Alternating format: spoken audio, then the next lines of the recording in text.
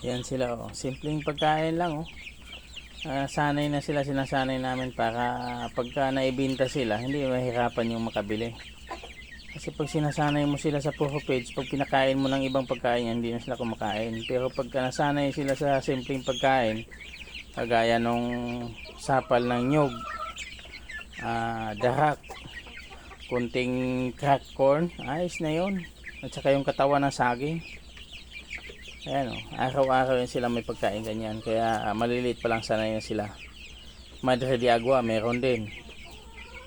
Mamaya, Madre de agua na may bibigay ko. Ganun lang. Meron ng 2 buwan, meron ding 1 buwan kalahati, meron ding 1 buwan. Tatlong klase, tatlong ano yan sila. Tatlong yung edad nila, tatlong klase.